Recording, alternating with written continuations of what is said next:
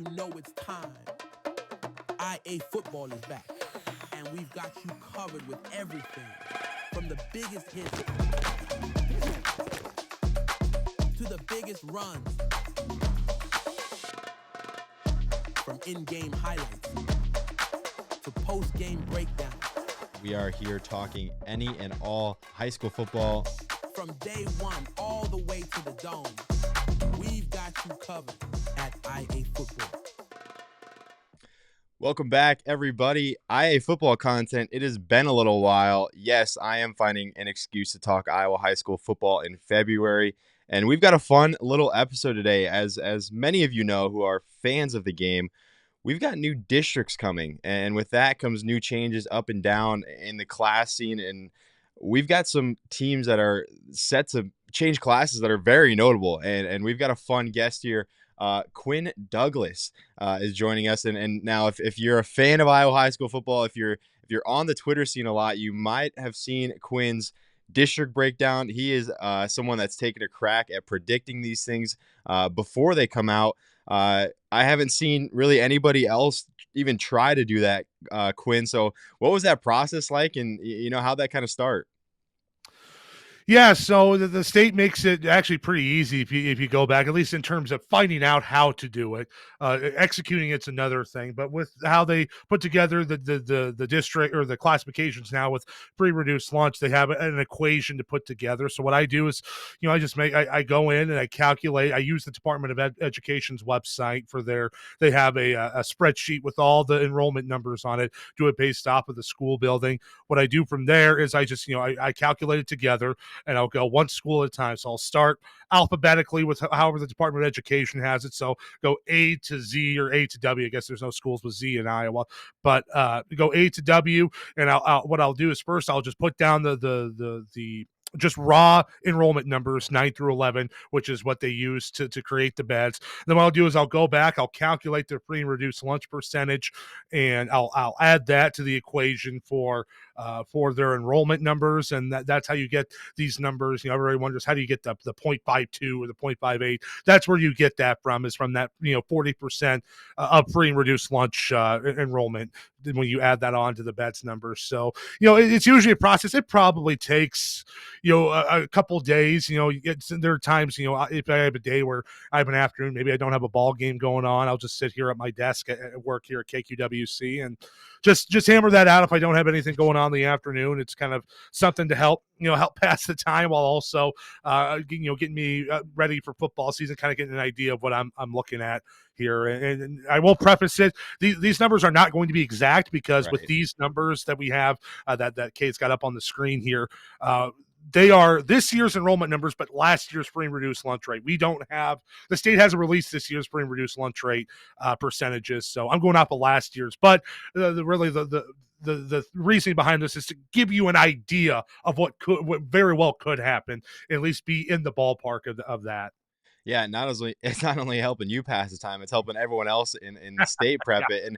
And I mean, you took it even a step further. We know this is estimates, and we can't say that enough, that these are just guesses. This is nothing official, because we will obviously be reporting it when it is official.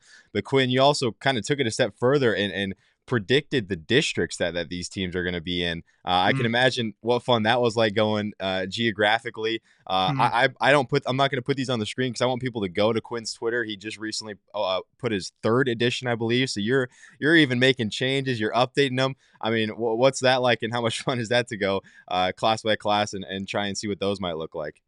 Well, I've always been kind of a geography nut when it comes to the state. I just, with what I do, calling sports, I'm on the road 3-4 nights a week sometimes. There's nights, I'm in Lake Mills or Forest City, and there could be nights I'm in Sadell or PCM. I just travel. I travel a lot with what I do, and I really learned to. And I'm a native Iowan as well, and I love hearing about these little towns that put together. You put together these fantastic football programs year in year out. Some of these conglomerates like a West Lion or a Central Lion, George Little Rock in Northwest Iowa, Boyden Hall Rock Valley in Northwest Iowa, Northeast Iowa. We got like MFL Marmac. These little conglomerates of towns that put together fantastic products year in and year out, and you get to know where these schools are and where they're located on the map. So it makes it real easy once you start following the geography of the state, knowing where these towns are. It makes it real easy to pod them up. Now, you do run into some issues where, especially when you get down to the smaller classes like 3A, 2A, 1A, there's simply just some parts of the state that just don't have a lot of teams in that class. 3A, the southern part of the state, there's just not a lot of 3A schools in southern Iowa. Now, but in 1A, there's all kinds of teams in southern Iowa, and A teams, and 8-player. Well, but in 8-player, there's not a whole lot of teams in northern Iowa. So there's really, it really is a class by class. You just got to know where the teams are and how to set them up. And and with how the state, and I try to think how the state districts, and that doesn't always work, I know, because the state always has their own way of seeing things. And just, some districts you're going to have longer road trips than others. It's just the way it is with how the class is set up. But yeah, I try to put myself in the shoes. Like, if I'm the association, where would I send who? Yeah, I mean, exactly. It's That's a not good way. 100%, but that's what I do. So. No, yeah, and I tell you what, I remember when Substate, or we were trying to predict the pods and everything, and Mhm. we were on our live stream, and I would like figure out a pod, and then I'd go to your Twitter because you were posting that night Yeah. too, and like Yep. I'd like cross check, and there was like one class where we were like dead on, then there was another class where it was like not even close to like that's the Yeah. fun part though, is there's a bunch of different ways you can go about it, but you're right, at the end of the day, one association has the right way to say it, and we go by what they say, so that's what makes it fun. But we've got some changes, Quinn, potentially some notable teams flipping up and down classes, some going up, some going down. We've got I think a state champion in here too, if I read your notes correctly. Right off the bat, I mean, who are some notable squads that you see flipping classes next year? Well, I can definitely start at the top here with Class Yeah, 5A. let's do it. Definitely, that's the one I think a lot of people are interested in. Dallas Center Grimes, that's been rumored for years that they've been close to making that jump to 5A with the growth of Grimes and how much that community has just exploded over the last decade or so. I have Dallas Center Grimes finally moving up to Class 5A, and I think the classifications you had an older pair, but the one I have here, DCG 758 is their beds. And I do want to give a shout out to a friend of mine that coaches up here in Northern Iowa. He sent me a link to a spreadsheet of about 100 different schools that had their actual beds numbers listed. So it helps out with the proximity of some of these beds numbers. But DCG right now, they'd be the smallest 5A school at 758 with their beds numbers. Also moving back in is kind of a team that's used to playing a lot of these CIML schools. Indianola moves back into Class 5A. They've had a pretty good run the last few years down in Class 4A, but they moved back up into the biggest class in Class 5A. So 5A, there are a couple newcomers. Dallas Center Grimes, really a newcomer. Indianola, they're a newcomer to 5A, but they're not really a newcomer to playing, the Valleys or the Dowlings or the big Des Moines suburban schools. They've been kind of around for a while. So that's the big one. Those are the big ones in 5A, and I guess I can keep it here with the bigger schools into Class 4A. 4A, we got a couple of Eastern Iowa city schools that are moving down. Cedar Rapids, Washington, which has kind of been back and forth between 4A and 5A since the state went to the Class 5A. They moved back down to 4A. Davenport North is the first quad city school we've seen that's going to move down to 4A, outside of North Scott, of course, who's been 4A since the class came out. But I have Cedar Rapids, Washington bumping down to 4A, as well as Davenport North. And then moving up to 4A, a couple newcomers to 4A. I have Grinnell moving up to 4A, and they were very close, had a pretty solid season last year. And then perhaps the biggest one moving into 4A, Sergeant Bluff Luton. They're coming off a Unidome appearance in Class 3A, although they had a pretty big senior class, but they've been a really solid program for the last 5 to 10 years or so over in that Sioux City Metro. I got them bumping up to Class 4A. Yeah, I mean, I think 4A, those newcomers were some of the most notable ones, but even these small classes, I mean, there's a ton. I don't know. I might have written down your old predictions of what you had, but even going up to 2A, I mean, you had Dyke New Hartford. That's a team that is very familiar to that state title scene.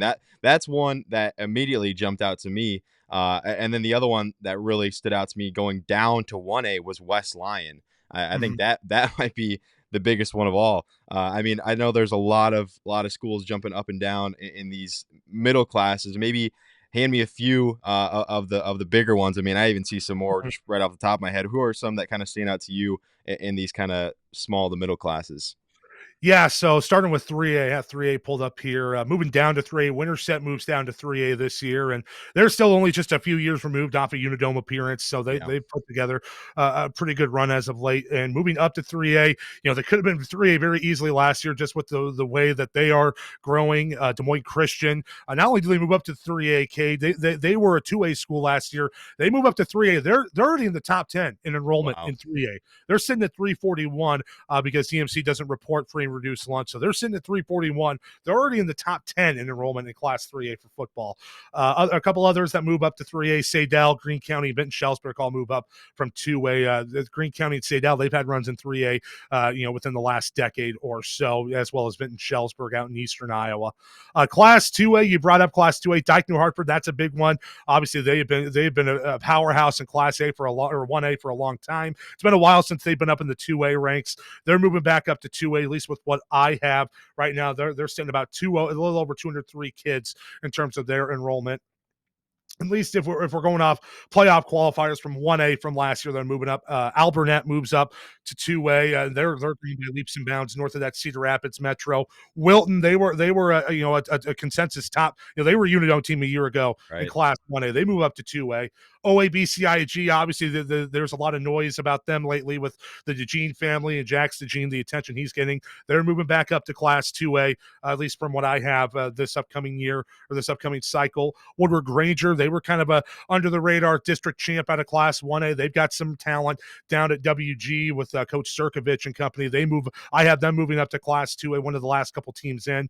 West Branch, they're kind of a perennial 1A powerhouse as well, at least a historic powerhouse. I have them moving up to 1A. Denver as well, I have moving up to 1A with a beds of just under 200. So that bottom part of 2A, there's a lot of change from whether it was the last time, from the last cycle, with some of these schools that are very close to, bedroom communities close to metro areas like Woodward Granger. I mean, the town of Granger is just growing by leaps and bounds as well. That's played a big part in Woodward Granger's growth. Dyke New Hartford, obviously, they get a lot of runoff from Cedar Falls. Wilton's close to Iowa City and Cedar Rapids. Alburnett's close to Cedar Rapids. So you're seeing a lot of these bedroom communities start to see growth in their school districts moving up to 2A. And then a couple 2A, those that drop down to 2A, Hampton Dumont Cal drops down to 2A after a couple years in 3A. South Tama County moving down to 2A, and Boyden Hull Rock Valley, and that nucleus of what Northwest Iowa powerhouses, they move back down to 2A. Yeah, and even in 1A, I mean, the list continues to rise. And I talked about West Lyon, you had them going down, Yep. but you also have the reigning Class A champ, from what I had in your predictions, going up, Tri-Center. I mean, Class 1A looks like it's going to be a ton of fun. A lot of noble teams, South Central Calhoun, even Lisbon. I mean, that's a Class A team that hasn't lost many regular season games in the past handful of years. So Class 1A, Quinn, is looking like it's going to be a ton of fun too. Yeah, Class 1A is really setting up to be fun this year. A couple of new additions, at least moving up to 1A. Bellevue moves up. They've been, on the Yeah. border of Class A. They actually move up right to the top of Class A because they are starting a sharing agreement with Marquette Catholic in Bellevue. Marquette Catholic for the last number of years has been playing football with Northeast Goose Lake. So that Bellevue taking in their parochial school in town bumps them up almost to 2A. Comanche moves down to Class 2A or Class 1A as well out of Class 2A. Some of the others that moved down, I-35, who was in 2A the last couple of years, moves down. Clarion Goldfield, that was up in my area. They moved down into 1A. Jessup moves down to 1A after being 2A the last couple of years. And Northeast Goose Lake as well will drop down to 1A. And then you mentioned West Lyon, who moves down to 1A after being a dome team in Class 2A this past year. Moving up to 1A, you mentioned the heavy hitters moving up to 1A. South Central Calhoun, Lisbon, Tri-Center, Neola. South Central's had a couple years in Class A just with that free reduced lunch. They are long been seen as a 1A powerhouse over in Calhoun County.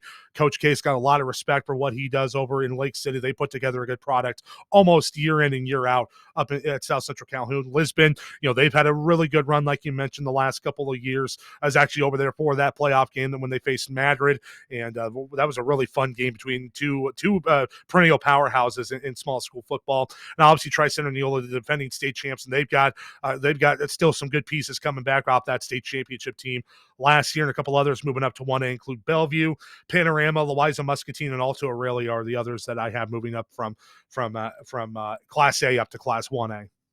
Yeah, I mean, Class A, we'll just keep it going. Almost finished up here, but Class A, one of my personal favorites. I know Madrid, a huge tie to you. Fun Mhm. to watch them. Obviously, West Hancock looks like they're staying, but Class A loses some notable teams, like we said, in Lisbon and Tri Center. Someone that stood out to me in Class A moving up is Woodbine from 8-man. That's a team that I had a ton of fun covering kind of remotely. You never got to see them in person, but they've got some star power on that team. Class A, what else do you kind of see here? Yeah, and I will preface those moving up to A. Those are I'm merely going off of word of mouth. I don't know Oh, officially if they are yeah, going to go from 8 player to 11 man. I've heard from a couple, just from people in the coaching community, BGM will go up because their bets are just so big. They don't think that I don't think they're going to get a waiver from the state. And I've been told New London's going up. Their enrollment number isn't with FRL isn't high enough to be above that 105 threshold. But I've been told New London will be playing 11-man football this next classification. Woodbine is probably my biggest if because I haven't heard anything from that right. camp, whether they are applying for a waiver to stay 8-man, if they feel comfortable with moving up to 11-man. That I don't have that information for right now. But just going off in the enrollment numbers I've had, Woodbine would be very solidly in Class A off in their enrollment numbers. Moving down to Class A, some notable teams moving down to A, at least in terms of name. A couple teams that have been really heavy hitters the last couple of years in 1A. West Sioux moves down to Class A. I have them sitting as the third most populated team in Class A in terms of enrollment. And HSTW moves down after they're always kind of on that fence between A and 1A over at Avoca. They are I have them down into pretty comfortably into Class A this year. A couple other Sioux Central, they were a playoff team in 1A last year. Got to see them play South Hamilton in an instant classic of a first round playoff game at Bell Taylor Field. They moved down to 1A with Coach Goodchild and company. Nottoway Valley drops down to A. I have them listed as Nottoway Valley, Orient Maxburg. Obviously, it's going to change with Orient Maxburg School District dissolving after this year. And East Marshall, which was one that kind of caught me by surprise. I've always seen them kind of around 1A, 2A level. They are actually dropping down to Class A this Wow. time around, which caught me by surprise. So those are the movers I have in Class A for right now. Yeah, and then obviously the final one, Class 8 player. We do have a ton of Class 8 player fans out there. Love that class. Nothing too crazy for what I see in Kingsley Pearson. They've been kind of moving up and down for what I remember in my few years covering here at IAfootball. Anything else kind of crazy that sticks out to you? Yeah, Kingsley Pearson, they moved back down to 8 player. They had a sharing agreement the last couple of years with River Valley Correctionville. That agreement, I've been told, is no longer. Whether River Valley is going to try to field their own team, if they're going to try to go with someone else, someone they could go with is Ridgeview over in Galva Holstein and Schaller Crestland. That could be someone they go with. Like I said, I haven't heard anything. If they're going to have another sharing agreement with someone, if they're going to try to field their own team, I don't know. But Kingsley Pearson will move back down to 8 player with that agreement with River Valley going out the window. Wayne Accordon drops down, and they were a team out of Class A last year. They definitely just, knowing the Madrid staff, they definitely said Wayne is not a bad team whatsoever. They've got some size and they've got some talent, and I definitely think moving down to 8 player, I've been told they're moving down to 8 player. They definitely could be someone that could make some noise in 8 player their first year in. And another Class A team that's actually had a little bit of history. North Tama finally makes the transition down to Class A player. I know they tried to fight off as long as they could, just with their shrinking enrollment numbers. They're very proud program. They won a title in 2010. I remember that game very well, where they played Madrid, and definitely the best championship game I think I've ever seen to date. And what was a back and forth battle, but they are moving down to a Class 8 player here finally after a few years of battling whether or not they were going to drop down. Well, I'll tell you what, Quinn. The Sickos Committee is one of my favorite follows on Twitter, and if there was a Sickos Committee in Iowa, you would be at the head of it. I love it. Just guys that breathe Iowa high school football. Quinn is the man. We love following his stuff. If you don't follow him on X, go ahead and give him a follow. He's always posting relevant stuff, and it's gonna be fun to see how these line up. Quinn, I appreciate you joining me. And man, high school football, it's right around the corner. Eventually. I'm always thinking about it. Always thinking about the Super Bowl may have just been this past Sunday, but I'm already looking forward to next August when the 2-a-day camps start and then the padded practices start and we're off and running. And the weather will be warmer by then too. Well, it'll be hot. I might be wishing it to be cold again by the time August comes around. Absolutely. Appreciate you joining me, Quinn. Yep. Thanks, Kate. Appreciate it.